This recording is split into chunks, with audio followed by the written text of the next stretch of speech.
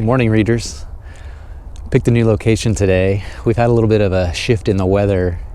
It's gone from winter to what feels like spring, so I just felt like getting out to an area that was a little more open just to enjoy this morning sun. So I hope you had a great week of reading. Let's get started. Well, first up, the books that I finished last week. Well, it's not books, it's just a book. I finished The Shawshank Redemption. Like I thought, I got through it very quickly. Not in one single read, but in one day, and I was not disappointed at all. It's a great book. Having seen the movie and loved the movie, it's got enough of similarities, but it's also its own standalone story. And I have to say, my third Stephen King book, I'm really starting to like him. So if you all have any recommendations for Stephen King that are not the horror genre, because it's just not something I'm interested in, please put those in the comments below. But it's about just over 100 pages.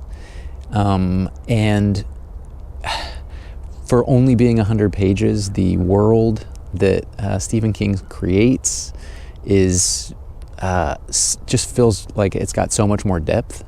And the characters, the sort of post-World War II Americana that I just grew up with, you know, with Steven Spielberg movies, and it's just so well captured. And I think as far as authors that I know of, I think Stephen King, based on the books I've read so far, just captures that so well. And you know, there are certain number of like small books that just pack like a much bigger punch than the number of pages that they have. I'm thinking of maybe The Old Man and the Sea is another one that I enjoyed, that's short, that just feels like it's got so much more depth, like you know the characters so much more. And it's just incredible that that Hemingway, or that in this case Stephen King, was able to capture all the character development and world building in so few pages. So it's easily one of my favorite books so far of the year. I loved it. I totally recommend it. And get yourself a copy and enjoy it.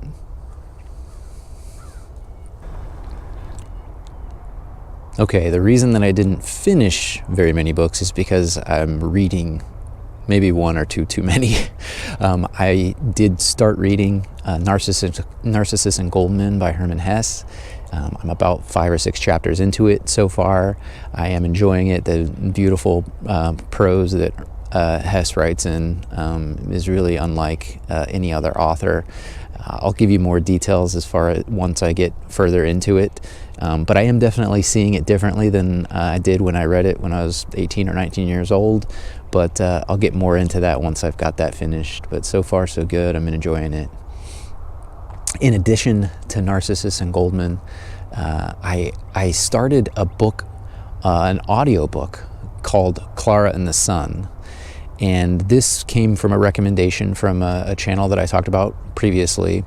It's a sci-fi book that takes place in the future when artificial beings are now being used by humans to, well, I don't know if we know all the details yet, but so far in the book, as companions for children.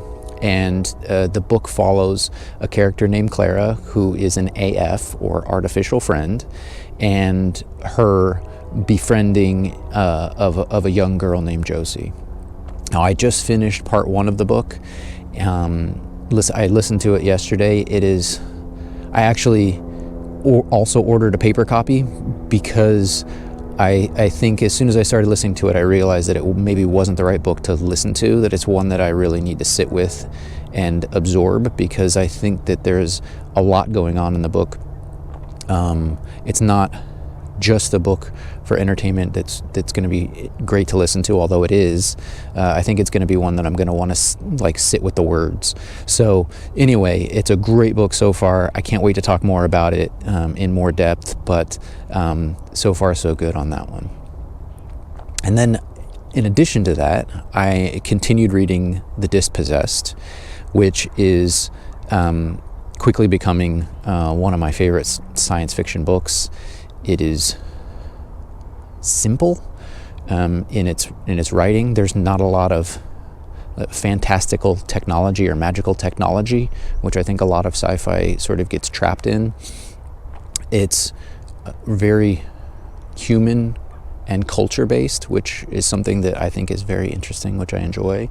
And I look forward to finishing it, and also to researching more with this author and getting more into her work, because I know that this is just the first book that she wrote, sort of not necessarily in like a linear series, but in a series that takes place in this world. So those are the books that I'm currently reading. Now, something I wanted to do this week is a quote of the week, and it does come from the Dispossessed book. So my quote of the week: you can't crush ideas by suppressing them. You can only crush them by ignoring them, by refusing to think, refusing to change. And that's precisely what our society is doing. It's powerful stuff, and really is a powerful book so far. Can't wait to talk more when I've finished it. Thanks for tuning in to Books in the Park. Like, subscribe, and happy reading.